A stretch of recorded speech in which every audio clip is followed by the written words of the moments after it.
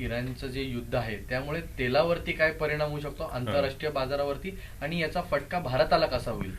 त्याच्यामध्ये दोन मुद्दे आहेत. पश्चिम आशियामध्ये कधीही काही युद्ध किंवा संघर्ष सुरू झाला की पहिला फटका तेलाला बसतो. याचं कारण असं की तेल उत्पादक सगळे देश आहेत हे त्या परिसरामध्ये, म्हणजे इस्रायलमध्ये तेल नाही आहे पण सौदी अरेबिया आहे, इराक आहे, इराण आहे, कुवेट आहे. त्यामुळे ह्या सगळ्याचा परिणाम होऊन तेलाच्या दराला फटका बसतो. आणि याच्यामध्ये आणखी एक कारण असं आहे की इस्रायलने काल त्यांची मजलिस, त्यांची जी लोकप्रतिनिधी सभा आहे, त्यांनी होर्मुझच्या खाडीवरती निर्बंध आणायचा निर्णय काल जाहीर केला आणि त्याला पाठिंबा दिला सगळ्या लोकप्रतिनिधींनी. होर्मुझची खाडी हा भूगोल लक्षात घेतला, ओमान, इराण, एक छोटाशी अशी सामुद्रधुनी आहे, म्हणजे ज्याला अतिशय चिंचोळी म्हणता येईल. 33 किलोमीटर लांबीला आहे ती, आणि तिथून तेलाची सगळी वाहतूक होत असते मोठमोठ्या कंटेनर शिप्समधनं.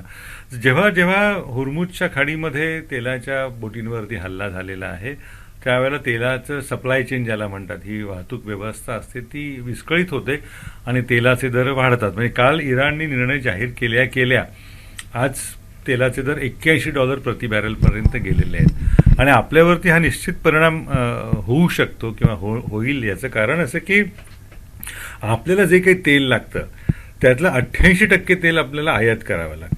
म्हणजे आपल्याकडे तेलाची उपलब्धता नाही आहे. त्याच्यामुळे 100 लिटर जर रोज भारताला वापरलं जात असेल तर 12 लिटर फक्त आपलं देशांतर्गत असतं, 88 लिटर परदेशातनं असतं. आणि ते त्यातलं 60%पेक्षा जास्त तेल होर्मुझच्या खाडीतनं इराणच्या जवळनं येत असतं. तर तुम्ही कल्पना करून बघा, 88% तेलामधलं 60-62% तेल होर्मुझच्या खाडीतनं येते आणि तिथे वाहतुकीत व्यत्यय झाला तर अर्थातच आपल्यावरती परिणाम होणार. सो मुळातच अमेरिकेने इराण आणि इस्रायलच्या युद्धामध्ये पडण्याची गरज होती का? नाही, तो वेगळाच महत्वाचा आणि वादाचा विषय. अमेरिकेचा काही संबंधच नव्हता याच्यामध्ये खरं म्हणजे. आणि इराण आणि इस्रायल हा संघर्ष सुरू आहे. याच्यामध्ये अमेरिकेने इस्रायलच्या रक्षणकर्त्याची भूमिका घेऊन इराणवरती हल्ला करायचं काही कारण नव्हतं. आणि हे असं मी जेव्हा म्हणतोय तेव्हा केवळ तार्किक आधार आहे असं त्याला नाही, त्याला सैद्धांतिक आधार आहे. तो असा की इराण हा NPT ज्याला म्हणतात, न्यूक्लिअर प्रोलिफरेशन ट्रीटी, अण्वस्त्र फैलाव होऊ नये म्हणून जी एक कराराची रचना केलेली आहे त्याचा इराण हा सही करणारा घटक आहे.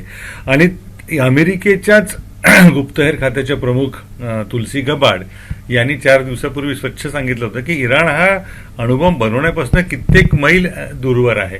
असं असताना तो अणुबॉम्ब त्यांनी बनवलाच, या पद्धतीनं अमेरिकेने हल्ला करायची काहीच गरज नव्हती. हे केवळ अमेरिकेचं अर्थकारण, अमेरिकेचे आणि इस्रायलचे असलेले आर्थिक हितसंबंध आणि त्यातही ट्रम्प आणि इस्रायलचे आणि अन्य लोकांचे असलेले आर्थिक संबंध हे केवळ कारण आहे. प्रत्यक्षात अमेरिकेने मध्ये पडावं असं काही घडलेलंच नाही. अमेरिकन नौदलावर हल्ला झालाय का? अमेरिकेचे अर्धा डझनपेक्षा जास्त तळ पश्चिम आशियामध्ये आहेत, त्याच्यावरती काही इराणने हल्ला केलाय का? काहीच नव्हतं.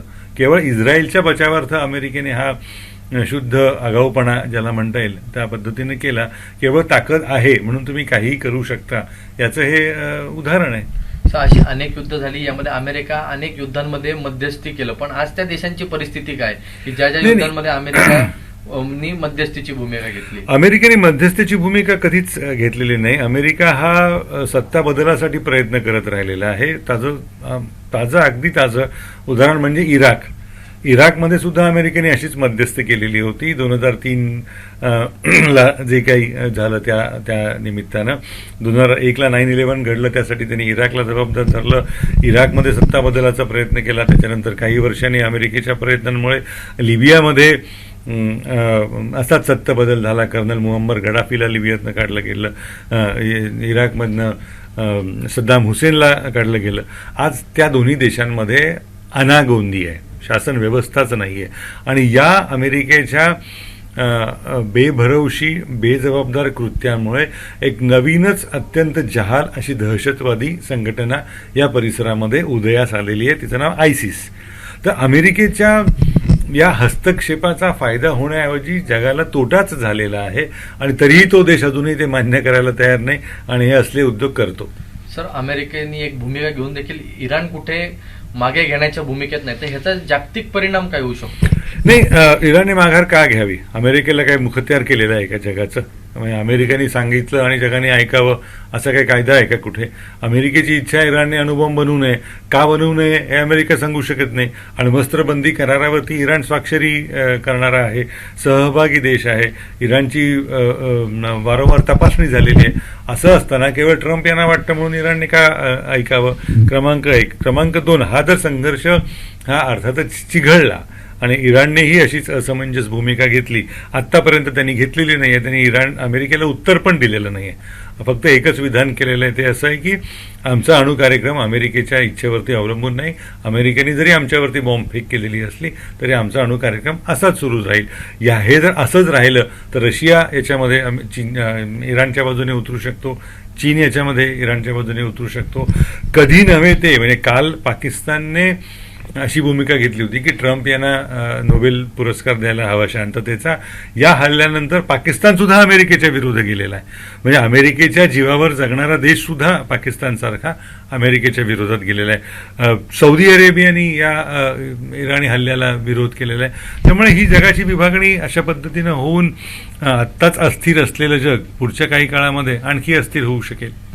सर, पाकिस्तान आणि इराणचे देखील संबंध आहेत आणि आता पाकिस्तानाने अमेरिकेच्या विरोधात भूमिका घेतली. अमेरिका ही पाकिस्तान आणि भारताच्या युद्धाच्या वेळेस पाकिस्तानच्या कुठेतरी बाजूने उभी होती असं एक चित्र दिसत होतं, तर ह्याकडे कसं बघताय? नाही, एकतर एक लक्षात घ्यायला हवं, असं आंतरराष्ट्रीय पातळीवरती कोणीच कोणाचं जवळचं लांबचं जवळ असं काही नसतं. त्याच्यामुळे ते बाजूचे होते. पाकिस्तानची आज अमेरिकेला जास्त गरज आहे. इराण युद्धाचं वातावरण तापलं, आणखी जर ते वाढत गेलं तर पाकिस्तानमधून इराणच्या दिशेने जाण्याचा मार्ग हा अमेरिकेसाठी सोयीचा आहे. म्हणजे याच कारणासाठी जेव्हा म्हणजे 1979 साली अफगाणिस्तानमध्ये सोव्हिएत फौजा घुसल्या तेव्हा अमेरिकेने पाकिस्तानला असं जवळ केलेलं होतं, कारण अफगाणिस्तानमध्ये जाण्याचा मार्ग पाकिस्तानमधनं सहज आहे. त्याच पद्धतीनं अमेरिका आता वागू पाहती आहे. पण याच्या पलीकडे एक वेगळी संघटना आहे, ऑर्गनायझेशन ऑफ इस्लामिक कंट्रीज, या अर्थाने OIC. त्यांच्या संघटनेमध्ये अमेरिकेचं हे कृत्य हे इस्लाम विरोधी गणलं गेलेलं आहे आणि अमेरिका यामुळे या इस्लामी देशांच्या रोषाला बळी पडू शकते का, हा काळ ठरवेल असा प्रश्न आहे. आणि आधी जसं म्हणालास तसं इराण आणि पाकिस्तान हे कधी जवळचे संबंध नव्हते. इराण आणि सौदी अरेबिया कधी जवळचे संबंध नव्हते. इराण आणि कुवेत कधी जवळचे संबंध नव्हते. याचं कारण असं की इराण हा एकमेव देश असा आहे की जो शिया बहुल आहे आणि बाकी सगळं जे इस्लामिक जग आहे तिथलं हे सगळे सुन्नी आहेत. पाकिस्तान हा सुन्नी आहे, सौदी अरेबिया सुन्नी आहे. त्यामुळे इराण हा नेहमी एकटा पडत असलेला देश आहे आणि या मुद्द्यावरती जर अमेरिकेच्या कृत्यामुळे हे इस्लामिक देशांचं जग अमेरिकेच्या विरोधात जात असेल तर याचा अर्थ असा निघू शकतो, आणि ते तसं झालं तर अर्थातच, तर अमेरिकेने इराणवरती बॉम्बफेक करून स्वतःच्या हाताने स्वतःच्या विरोधात शत्रू निर्माण केलेत. याच नजरेने त्याच्याकडे बघावं लागेल. सर, या सगळ्याचा परिणाम इस्लामिक देश हे पाकिस्तानावरती कशा प्रकारे मोठा आपण दबाव आणू शकतात? पाकिस्तानवर दबाव कशासाठी आणायचा? नाही, इस्लामिक देश जेवढे पण इस्लामिक देश पाकिस्तानवर कशासाठी दबाव? अमेरिकेवर. आता अमेरिकेवर दबाव आणण्याचे वेगवेगळे मार्ग असू शकतात. 1973 साली पहिल्यांदा गेला की तेलाचीच विक्री बंद केली अमेरिकेला. अमेरिकेचा तेल बहिष्कार, तेलाचा शस्त्र म्हणून वापर केला गेला.